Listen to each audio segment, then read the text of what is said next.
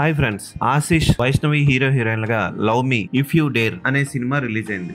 దిల్ రాజు తమ్ముడు కొడుకైన ఆశిష్ ఆల్రెడీ ఒక సినిమా చేసి విజయాన్ని అందుకోవడంలో ఫెయిల్ అయ్యాడని చెప్పొచ్చు. ఇప్పుడు ఈ రెండో సినిమా దెయ్యాల నేపథ్యంలో సాగడం విశేషం. ఈ సినిమా ఎలా ఉందో చూద్దాం. అర్జున్ ఒక యూట్యూబర్, దెయ్యాలు లేవని మోసాలు చేస్తూ ఉన్న మాంత్రికులను వాళ్ళని పట్టిస్తూ ఉంటాడు.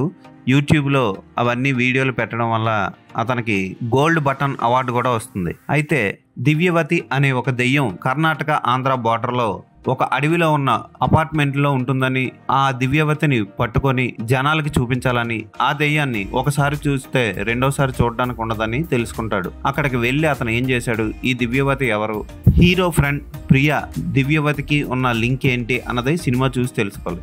దర్శకుడు ఫస్ట్ హాఫ్ ని చాలా చక్కగా తీశాడు. చిన్నపిల్లలు కూడా చూసి ఎంజాయ్ చేయొచ్చు. పిసి శ్రీరామ్ ఫోటోగ్రఫీ కూడా హెల్ప్ చేస్తుంది. సెకండ్ హాఫ్ కి వచ్చేసరికి మనం ఏం చూస్తున్నామో ఎందుకు చూస్తున్నామో అర్థం అవదు. లాజిక్లు పూర్తిగా మిస్ అవుతూ ఇష్టం వచ్చినట్లు మారిపోతుంది సినిమా.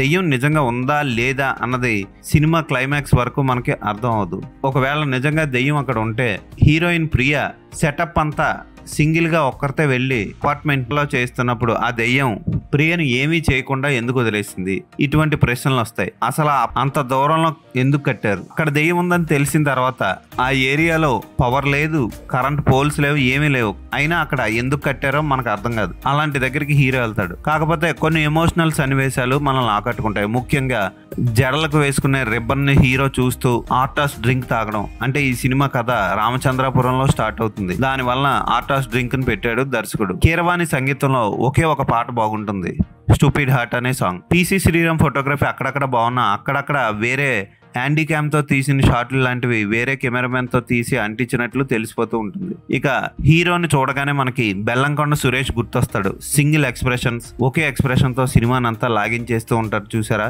ఆ టైప్ లో అనిపిస్తాడు. ఎందుకంటే అతను ఇచ్చిన 2-3 ఎక్స్ప్రెషన్స్ అంత గొప్పగా అనిపించవు, సరిపోకూడా. హీరోయిన్ వైష్ణవి చాలా చక్కగా చేసింది. ఆ అమ్మాయి చూడడానికి చాలా బాగుంది. కొంచెం హైట్ ఉంటే అమ్మాయి స్టార్ హీరోయిన్ అయ్యే ఛాన్సులు ఖచ్చితంగా ఉంటాయి. ఆ అమ్మాయి పాత్రకి న్యాయం చేసింది, బాగానే చేసింది. హీరో అన్నయ్య పాత్ర కూడా ఆకట్టుకుంటుంది. ఫోటోగ్రఫీ అంత గొప్పగా లేదు, నిర్మాణ విలువలు ఓకే అనిపిస్తాయి.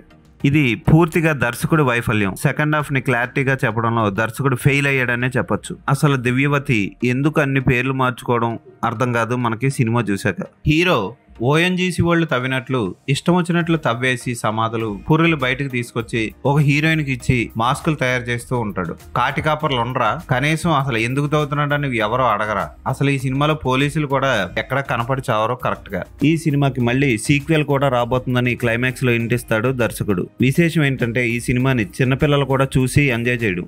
ఈ సినిమాకి నేను ఇచ్చే రేటింగ్ 2.5/5.